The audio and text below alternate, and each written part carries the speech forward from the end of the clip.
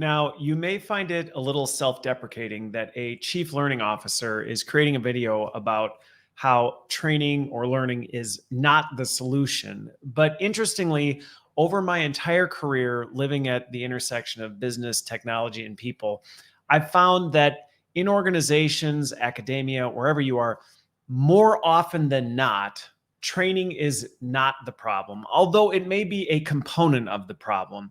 And I'm going to talk about why that's not a bad thing. And if you are a learning leader, why that shouldn't concern you. But before I do, I would encourage any of you who watch or listen to this to, if you enjoy this content and other content I create, feel free to subscribe and hit the notification bell, all those good things, so that you can get all the updates on where this stuff is coming from. But I also want to talk about this because there are some ties to this. The landscape of, and again, this will apply whether you're a business leader or a learning leader, because the reality is learning is so often that knee-jerk reaction to a problem that pops up. And as technology is continuing to change and the landscape of work is continuing to change, this is requiring learning to come to the table with a different attitude. And that's why I said earlier, this shouldn't concern you that learning is often rarely the sole problem that you're trying to solve. If anything, building some of these skill sets and focusing on what I'm going to cover are four of the most common things that are actually going on that need to be accounted for, potentially instead of or alongside of any sort of learning intervention. But it takes a different skill set to get there. And while that may be seen as a threat to some learning leaders, they go, well, if it's not learning, doesn't that mean we don't play a role in this? I would say quite the opposite. We oftentimes, in my experience, are the most equipped to navigate this and handle this. So through these things, I'm going to cover off on four of those things, sharing some of the experiences that I've had. They're in no particular order. So by the way, if you watch or listen to this and think, so is this Christopher's take on how frequently? Don't do that, because what I've seen is it's as unique every situation I've encountered. But I want to share some examples of this. And so let's start off with one of these, which is really getting to, before you even get into any of these things, you have to focus on getting to what the root cause is. And I don't like using corporate terminology around this because I think there's just easy ways to talk about it, which is really when we're talking about root cause analysis, we're just talking about what the heck is actually going on here. And so if we can just break that down and get out of all the corporate lingo around what this is and all the formalized process to get to it, and just focus on how can we have a layman's conversation about what is really going on and recognizing that we have to go beneath the surface. I think that's one of the biggest misses when we think about figuring out what's really going on. I'm not even going to use the word root cause analysis moving forward, because it's really about saying what is really going on here. And it's never as simple as what's sitting on the surface. And I almost want to say, no, I don't almost, I'm going to say that is a misperception. One of the biggest misperception with this is, I guess there's the surface, but the other biggest misperception I see is that it's a thing. And I think that's actually misleading. Even when you get to root cause analysis, when you say that, it sets the expectation that ultimately there is one thing. And if we can just figure out that one thing, we can solve the problem. I can't think of a time in my entire career, well, I'm sure I could if I sat and thought about it, but where there truly has been a thing. If we could fix this one thing, the problem would be solved. And so by that very nature, we have to become more comfortable as we get to the bottom of what's really going on here, that there isn't one thing going on with that. And so I think that's really an important piece with this. I just think back to a time when I was with an organization. I won't get into specifics, but I was with an organization and it was brought to me as, hey, we have a product training problem. People don't understand our products.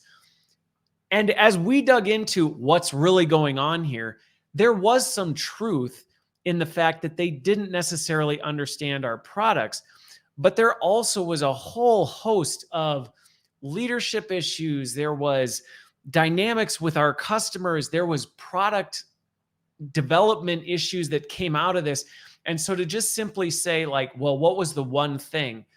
Well, actually, there's really no way we could have ever gotten to that point. And actually, everything I've ever worked with always ends up being multifaceted. Now, the other thing that I would encourage people to consider when you do so, first of all, break the idea that you're ever going to get to the one problem you're trying to solve. Recognize that it is going to include a lot of different people in that.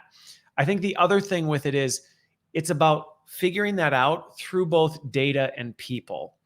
And I know as technology has continued to advance, there has been more of an emphasis and effort.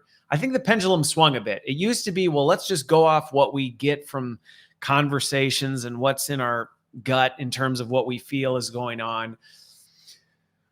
And then the pendulum swung from a technical standpoint, going, well, let's look at the data. What does the data tell us? Let's just analyze the data and cut the data and do all these other things to the data. And the problem with that is we've now ignored some of the contextual things that came out of people. And so when it comes to figuring out what's really going on here, my recommendation to anybody is make sure that your analysis of this is a healthy mix of data and people, and that you're actually engaging in these things. The other final thing I'll say on this, and then I want to get to the four biggest things that I see spiking that may be contributing to your issues that have nothing to do with training, though, is a lot of times when people hear getting to the root of the problem, root cause analysis, even hearing me say figuring out what's going on here, over the years, the number of times I have gotten pushback on this as, well, we don't have time for that. This is a serious problem and we just need to take action. And I understand. And one of the things that I talk a lot about to peers in my industry is, listen, doing a what's really going on here exercise does not have to be a time and labor intensive thing. And I think sometimes that comes from one, trying to get down to that one problem at the bottom of it, but also trying to get it perfect. Like we have to figure out exactly what the problems are. And if there's any variation in that, we can't move forward. And this is where this experimentation mindset of like, let's do some work. Let's look at the data. Let's talk at some people. Let's start to create some healthy hypotheses of what's happening and what might we want to try to do about it and see if it has an impact. Let's put on our little lab coats here and quickly get to some possible hypotheses. Let's test those hypotheses and see what we can do. Because what will send your stakeholders flying, and if I have business leaders listening, you're familiar with this. When somebody comes in and goes, we want to do a root cause analysis on this before we move forward, the eyes just roll into the back of people's heads as they go, oh, here we go. This thing where we just need to get a thing done is now turned into a 12, 18-month project to diagnose that, oops, I guess we just have to do this one thing. So it doesn't have to be that way. But if you're the one leading this, you do need to set expectations that this is going to be a work in progress, a series of experimentations to ultimately improve and resolve the problem, but to do it in a way that's going to be in quick, agile sprints. And this is coming from my software background. And what I've seen is it's a very effective way to do things, to say, let's break this down into the most digestible, quick, actionable things. We'll test it. We'll see if it works, and let's move forward. So hopefully that shifts some paradigms for you. And if it's giving you agita to think about, oh gosh, you're encouraging more root cause analysis. First of all, just let's take that back and recognize it does not need to be what it often is framed up as. And for those of you who may embark on this, be prepared. I talk a lot about this with our industry because people say we don't want to be order takers, but then we often take things from people as though they've done a thorough investigation of what's really going on here. And there's an artful way to do this because you can really piss off and offend someone if you come in and act like, well, you don't really know what you're talking about. You say this is a problem, but I'm challenging that you have a clue what you're talking about, versus saying, help me understand, and asking those really thoughtful questions that get them thinking about things that help them come to the conclusion, you know what, maybe we don't know what's really going on here as well as we thought. And I think that's no matter what you're doing when you're trying to diagnose what's happening, this step is probably the most critical. Now, here, moving on, are four of the things that I would say I've regularly encountered as common, not instead of learning, but alongside learning, and some of the things I've experienced over the years and what we've done about it. The biggest one that I see happening a lot, well, again, I said there's no order of operations here, but a big one, we'll just go with a big one, is employee engagement, which the layman way that I like to describe this is people don't care. They just don't care anymore. And so I see this many times over the years where people, well, we just need to get this. This is an issue in the organization. People aren't doing this. We need to train them on it. And when you dig into it, you go, honestly, it's not that they don't know how to do it. They just literally don't give a crap. And it's not important to them whether they're disengaged, whether they just are burned out, whether they've had it, whether they just don't see the value. They just are not engaged in things. And I've been spending a lot of time in research recently on, we're in a really difficult time right now. And this is a hard pill to swallow for a lot of leaders, to think about the fact that, you know what? Your employees may not really care at all about what you say is important for them to do. And you need to start accepting, or at least exploring that as a possibility.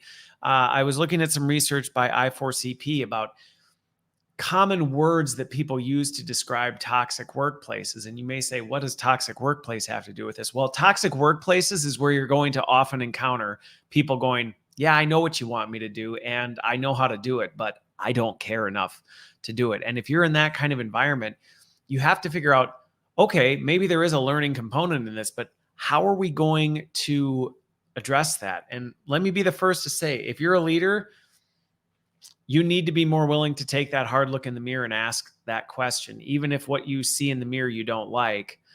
And if you're someone who's about to approach this, just recognize you're playing with nitroglycerin a little bit, and be prepared for the fact that some people don't like to hear it. I'll give you an example of this. I was working with an organization once, and working with their head of marketing, their chief marketing officer, on a challenge that they were having within marketing.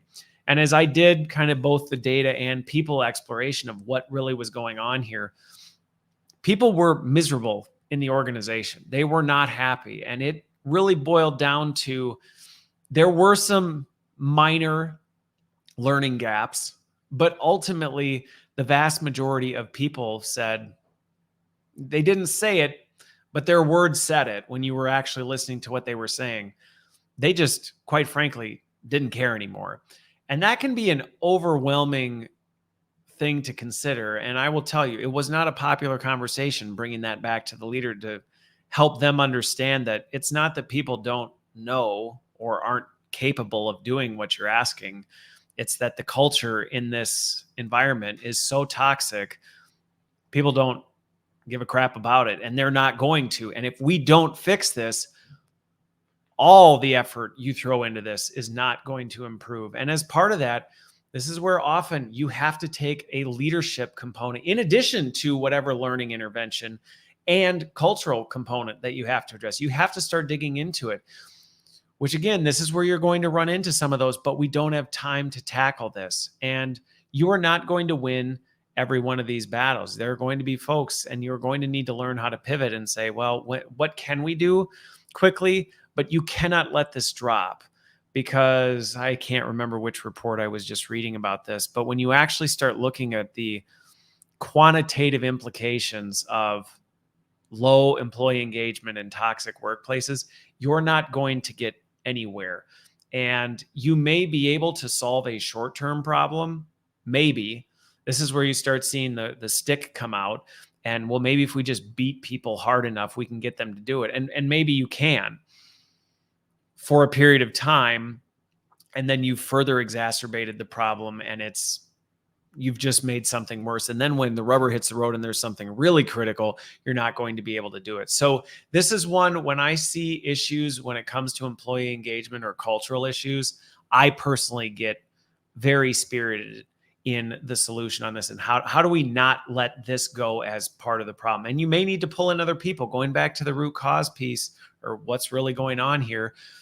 You're going to need to pull in other factors. You're going to need to pull in other counterparts and other functions. The other thing that I would encourage, if you detect that, hey, we've got an employee engagement problem here, what often can happen with these is, not only are they hard to get people to accept, because it's a little bit of a kick in the teeth to know, well, people are miserable, they don't like it here, and they don't care what you think.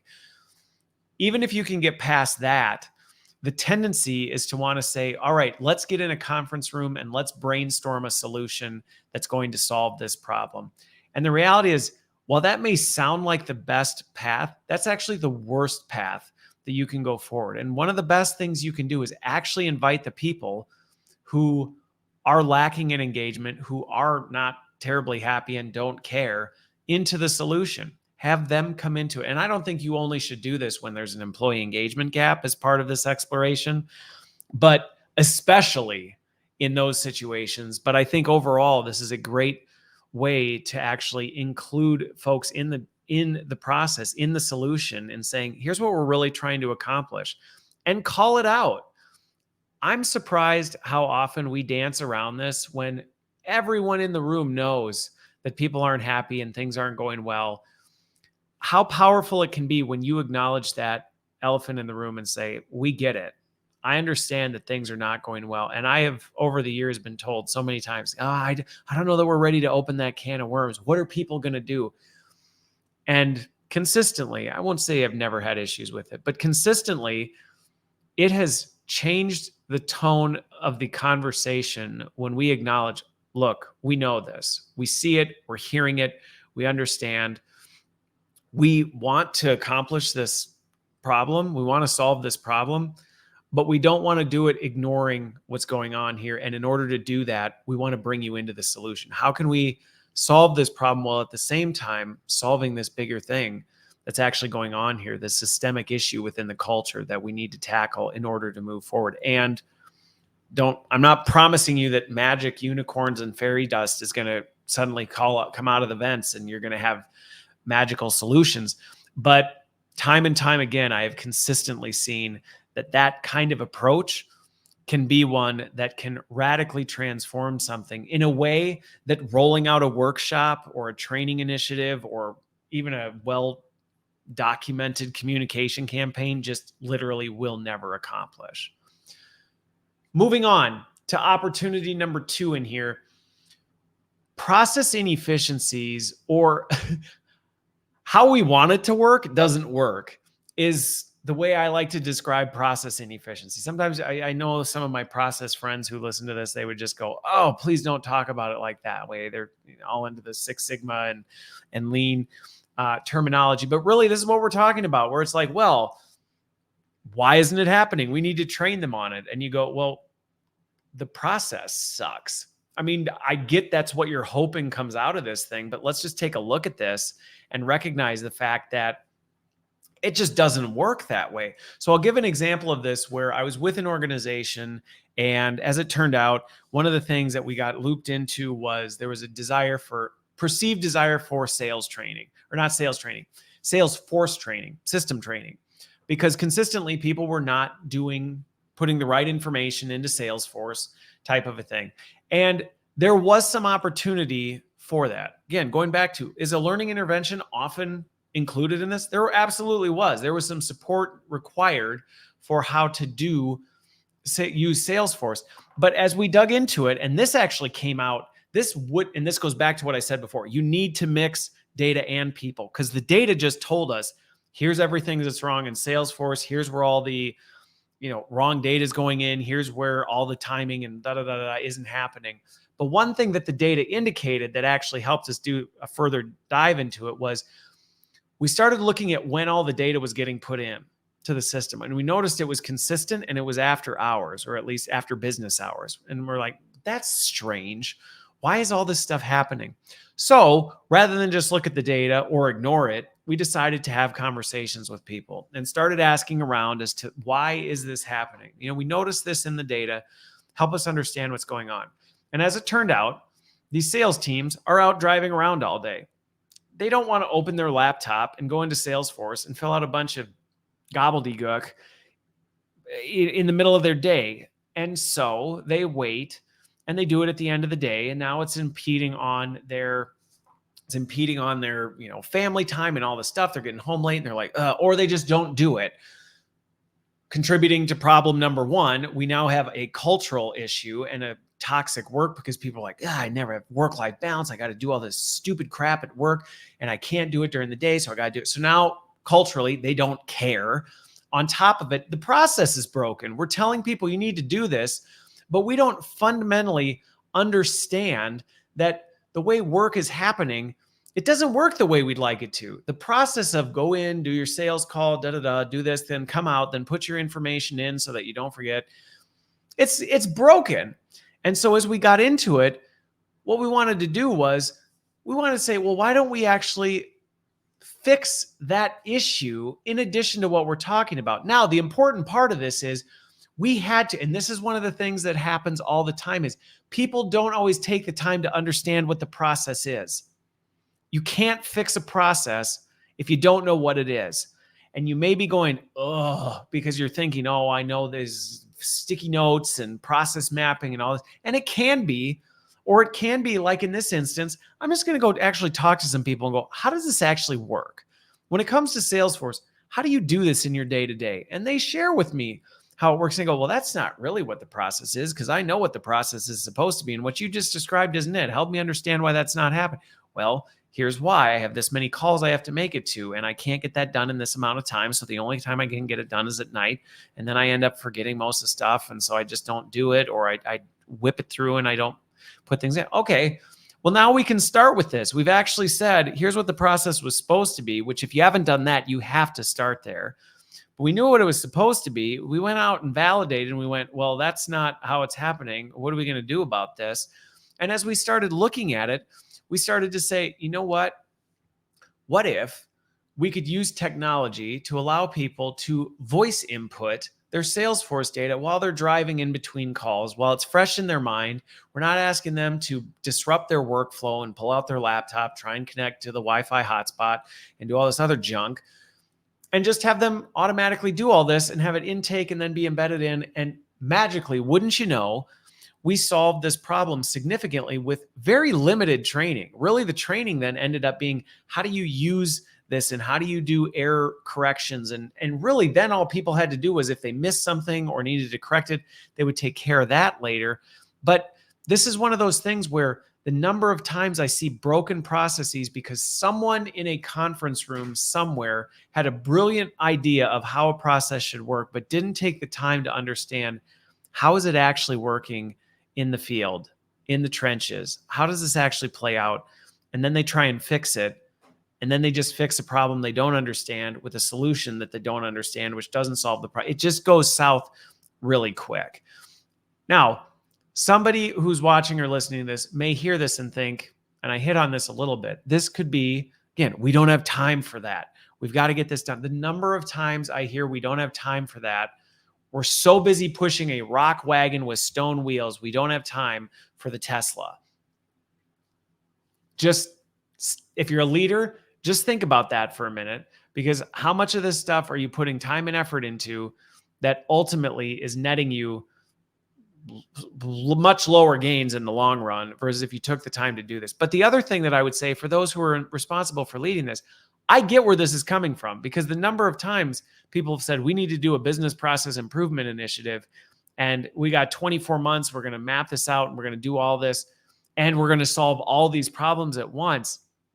I get it. The eyes roll back into the head. So again, going back to the lab coat mentality, figure out, you don't have to get the process perfect and validated across every single employee who's ever done it in the history of the world type of a thing, but get a feel for where you're going.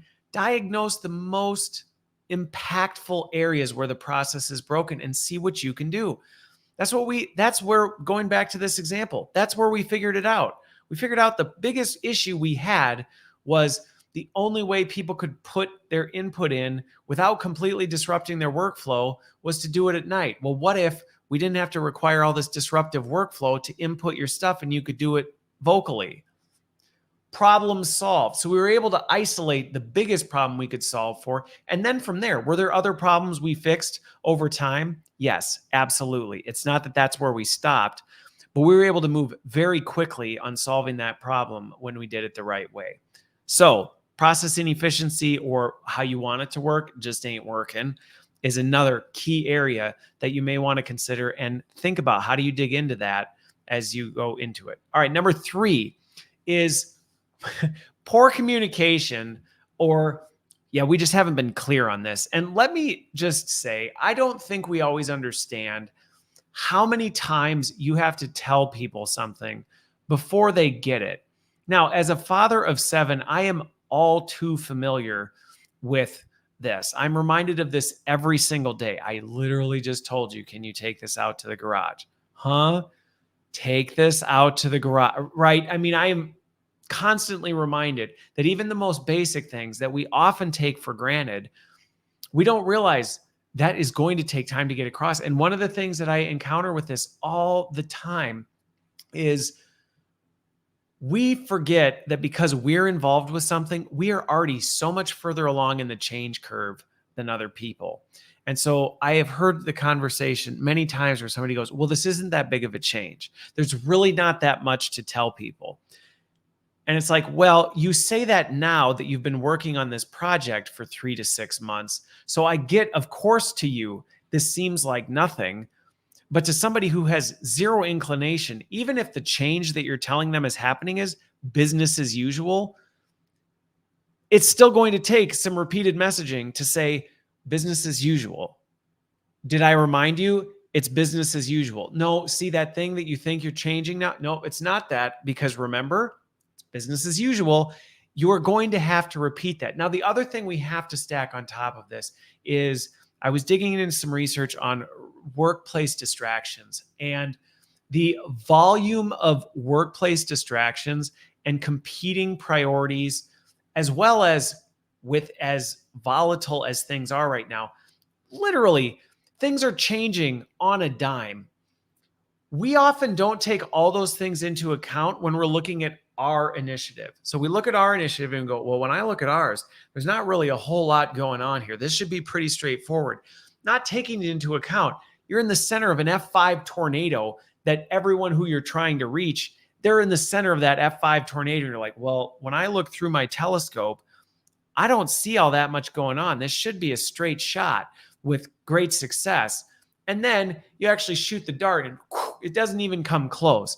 So I think this is a really important thing that we need to consider what that looks like. And I just think about the transformation, even within my own teams. When I joined the organization I'm at now, I know that the number of times I've had to explain and re-explain and clarify what I'm trying to accomplish in my vision for my organization.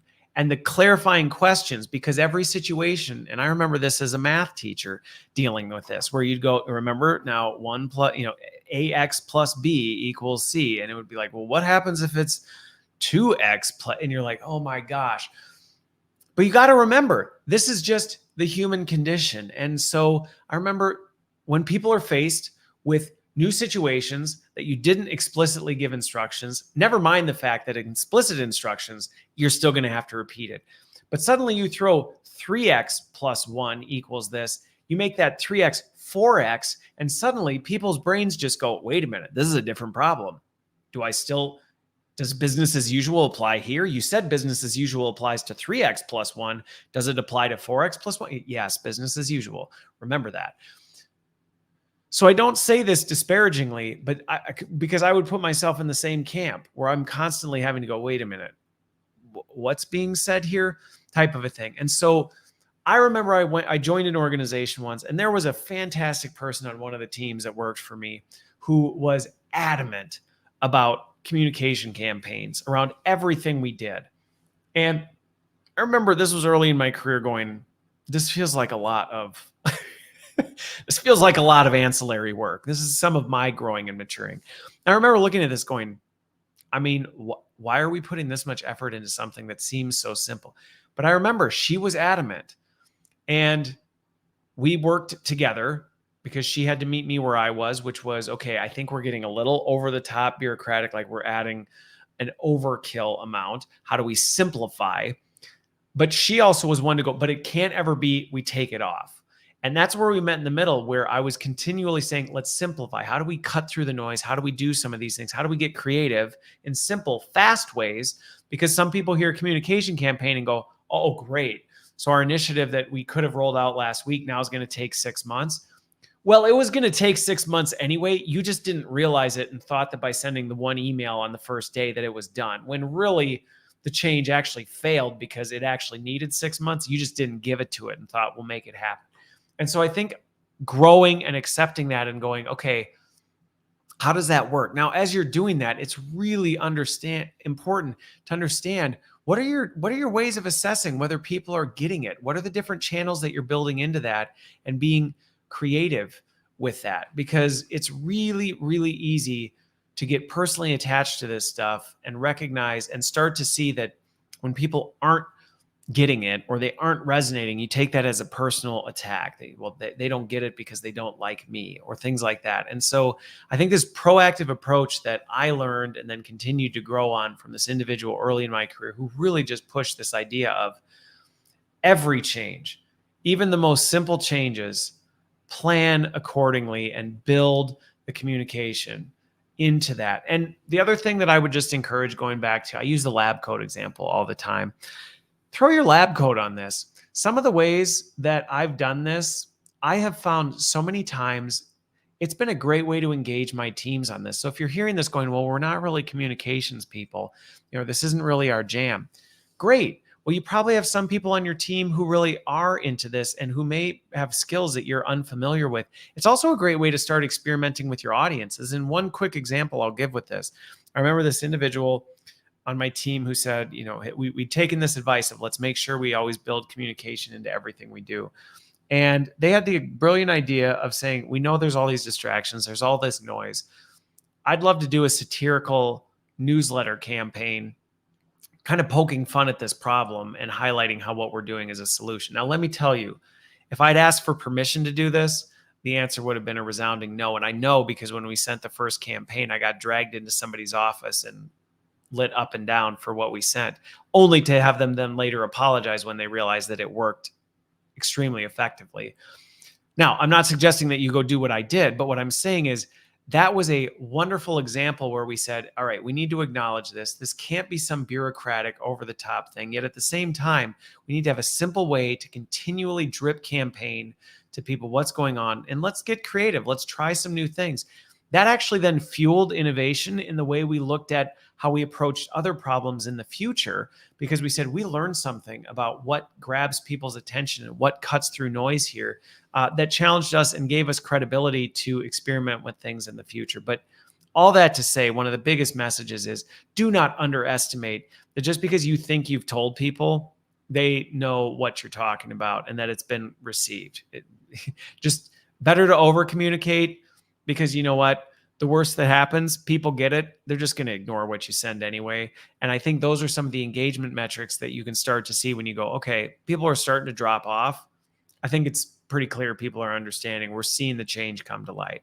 All right, fourth and finally is the lack of strategy alignment that often comes in this. And that is, if you're the business leader listening to this, this is you. You don't understand the change that you're trying to implement, or someone that you're working with, your counterparts aren't. And if you're the person trying to incite or figure out where these changes and this stuff has to happen that's been tagged a training problem, you got to recognize this can be a really challenging one to tackle, because it can either be an intentional or unintentional gap. Maybe it's that somebody truly doesn't really understand what they're trying to accomplish, or maybe they just don't understand the broader picture with this. But the ultimate issue is when it's not clear to the leader who's trying to drive a change, it's definitely not going to be clear to their teams or any other teams that are even working with this. So whenever I think of cross-functional stuff, this is where you will see things happen all the time. And I'll give an example of where I saw a cross-functional strategy alignment that just completely blew things apart. We ended up solving it, but what happened was I was working in higher ed, and there were two competing strategies.